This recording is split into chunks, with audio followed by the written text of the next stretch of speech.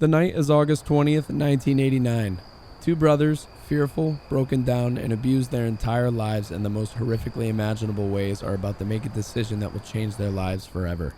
These two brothers are Erik and Lyle Menendez, and the decision is to shoot and kill their mother and father. We're all supposed to be able to trust our parents, confide in them, and feel protected by them.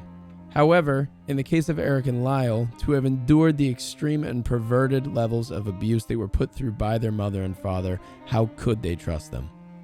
Fast forward 35 years later, and a season 2 of a series on Netflix drops that is called Monsters, the Erik and Lyle Menendez story. And if you're sitting there thinking that they took the time to tell this story in an honest way, well, don't get your hopes up, because they certainly did not.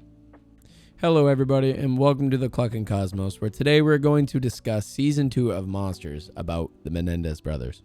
And honestly, we have way too much to talk about, so much in fact that if I talked about all of it, we'd be here for hours. So I'm going to focus on a lot of the bigger inconsistencies, especially in the way they portrayed Erik and Lyle, and on top of that, a lot of the big things that they seem to just change for the sake of it being a show. And that's another thing you're going to see me talk about within this Netflix series is they changed a lot of their story just to make it more dramatic and exciting for a show. And the problem with doing so is that both these brothers have an incredibly sad story and endured so much in their lives, and they've worked so hard on rehabilitating themselves and building themselves back up over the last 35 years they've been in prison. And when a show this big comes out on Netflix, everyone who watches it who is not educated on what actually happened is going to think that how Netflix portrays it is what actually happened. And if you can't tell, that's going to set Erik and Lyle right back at square one.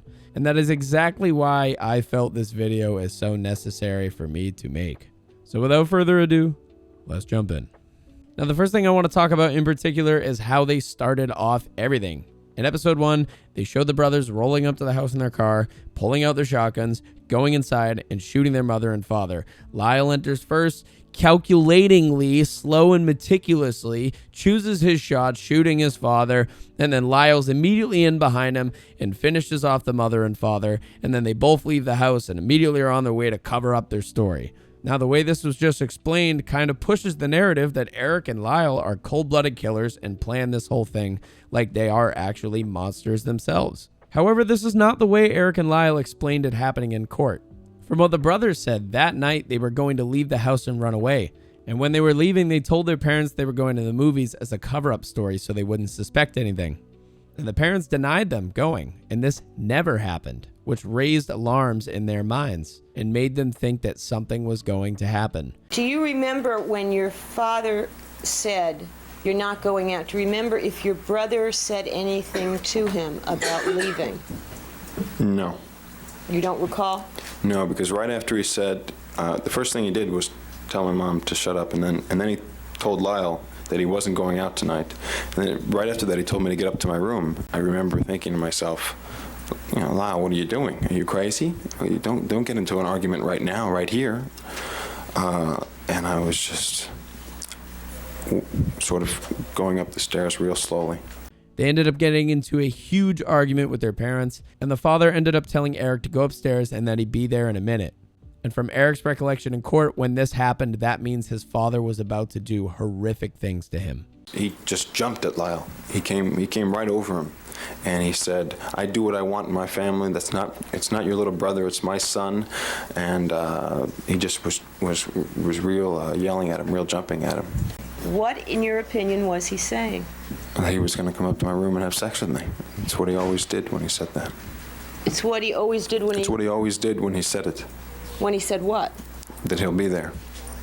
That he'll be where? When he told me to get up to my room and said that he was coming up, that's what he meant. Well, I thought they were going to kill us, but I thought Dad was going to have sex, and there wasn't any doubt about it in my mind. He was going At that point, I was more afraid of him coming up to my room and having sex than anything else at that point. The parents then went back into the living room, where now the brothers were thinking they were going to get their guns and that their lives were in danger. And mix that in with the fact that their father was always saying that he would kill them if they ever told anyone about their abuse. This threw the brothers into fight or flight mode, where they ran outside, grabbed as many shells as they could load into their shotguns, came in. Erik actually entered the room first and blindly fired as many shots as he could. He then ran out of the room horrified of what he'd just done, and his brother Lyle went in and put in the remaining shots into their parents. I just fired as much as I could. And how much was as much as you could? Did you empty the gun, or Every shell I had. do you know if you lined up directly with that second figure, or if you were off to the side? I don't know. I don't know. I just walked into the room, I just started firing, and I don't know. I didn't think about these things. I didn't think, where was this, where was that? I just started firing, and I don't know. They did not have a plan. They acted out of complete instinct, complete fear, complete defense. And this is something the Netflix show gets completely wrong. And the next thing I want to talk about is their portrayal of Lyle. They make him out to be some over-the-top, overly emotional, overly angry person who is swearing every other word he says and is being very mean to his brother and honestly is portrayed as a manipulator. Could you put on fucking Kiss FM? I just feel like I gotta tell this fucking guy every time. Fuck that. That is illegal. I'm an American citizen, and an American citizen has certain rights. It's in the Constitution. Fuck! Fuck it! Come on, fuck! Motherfuck, go! What about the will? You're not getting it. You don't fucking get it, Erik. We did it. We fucking did it. Now, if you really want to look at the details of a person, who I just explained is their father, the same monster who abused them their entire lives. And it seems like the Netflix show really wants to try and push some idea that Lyle is just like his father, which could not be further from the truth. In reality, Lyle is a very well-spoken person. In fact, both the brothers are very well-spoken people. And more importantly, after the murder of their parents, especially, Lyle and Erik were never closer. Yet the show portrays Lyle being so mean to Erik many times, calling him a pussy in the opening scene of the show. Erik, listen to me. You're not fucking doing this right now. Sorry. Suck it the fuck up and do not act like a goddamn pussy. And both the brothers have said many times over the years and in interviews that the only thing that got them through all these years after the horrible thing they did was each other. If they didn't have each other, they wouldn't be able to make it. They said there's certain things a person can endure, but to take away his brother in any stretch of the word, he wouldn't be able to endure that. So two people who are that close and depend on each other that much, do you really think that Lyle is going to be that mean to his own brother? It's important to you to stay together when you get moved to the state prison? Very important. That is what's gotten us through these 6 years and through our life. The family that Erik and I grew up in, we had to be there for each other throughout, and it really created a bond that gets us through very rough periods. What we did, it was awful, and I wish I could go back. We will spend the rest of our life in prison, but if we're not put in the same prison, there's a good probability I will never see him again, and that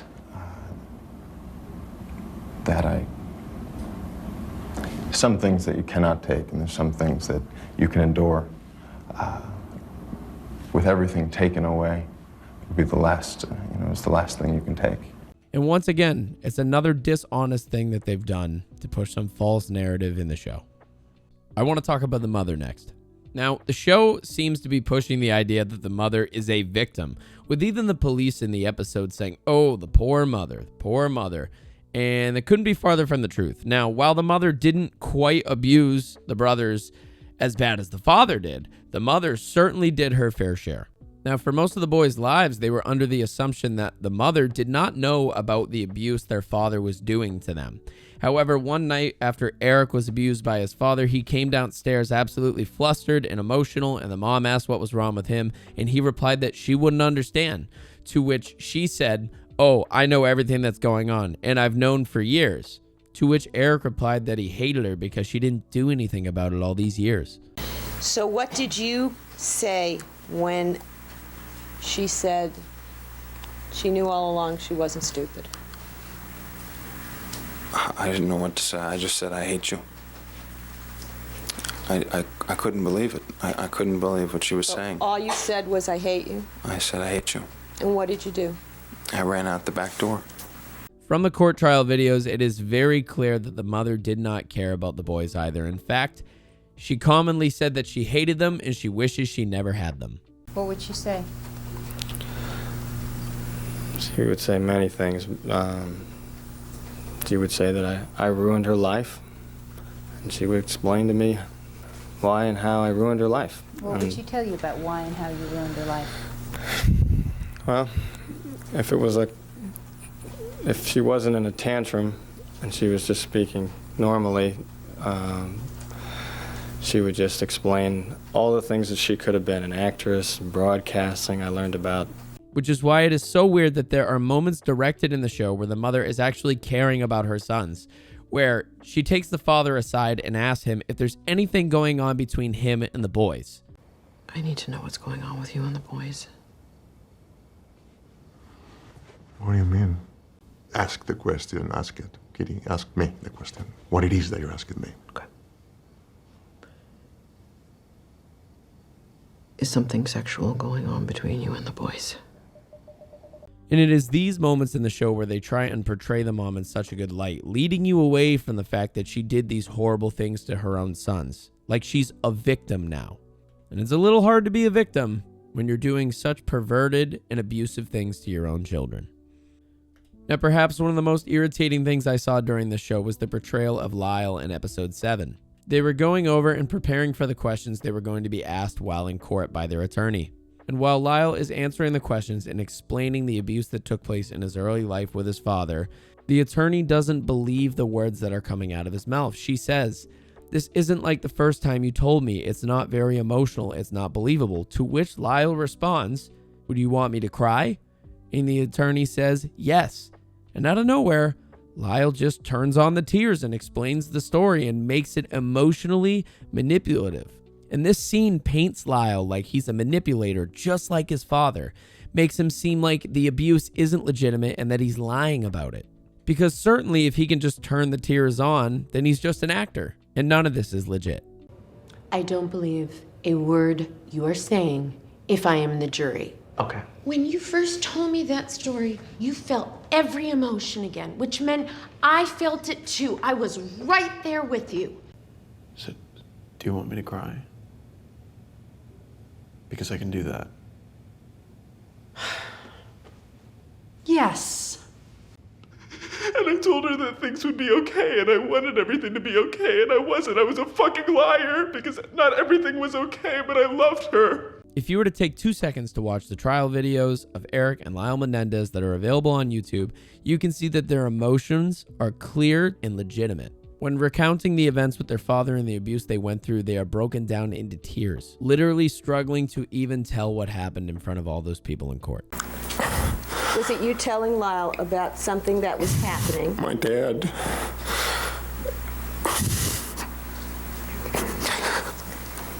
Okay. My dad. Your Honor, can I ask a leading question? Okay, it was you telling Lyle what? My dad had been molesting me. How did you ask him not to? I just told him, I don't.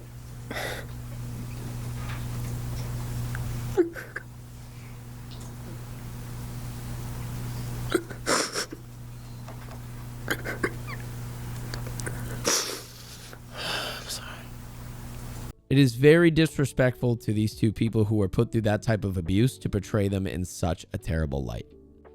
On the very last episode of the show, which is episode 9, they show the brothers being found guilty in court, making them serve a life sentence in prison. And then it shows the brothers being split up and sent to 2 different prisons where they will stay apart for the next 20 years. However, once the screen goes to black, an additional scene pops up that leads back to the family on the boat trip they had on the day of the murder. It shows the father and the mother on one side of the boat and Erik and Lyle on the other side. They were keeping their distance from their mother and father because they were scared they brought them out there to kill them and throw them overboard into the water where no one would question it. And in this scene, the director decided to portray the characters in a good light, show that the father was working on the relationship and the affair he was having in his marriage, and he was trying to be a more loving person, where he even told his wife that she should take up journaling again because maybe she could write about him when he runs for Senate. It really seems like he was trying to get his life back on track. And then in just a few moments, they look over at Lyle and Erik and they say, "Boys, come over here." And the boys don't come over, and they wonder what's going on with them. The scene then goes over to Erik and Lyle and shows the brothers talking in private. Talking about the shotguns they bought and how they're definitely going to do this. They're definitely going to kill their parents. You're not chickening out, are you? You bought the guns.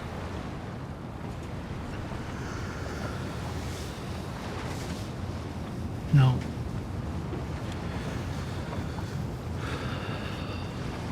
Let's fucking do it. What is so terrible about this scene is that, again, the show is painting them like they planned this whole thing out.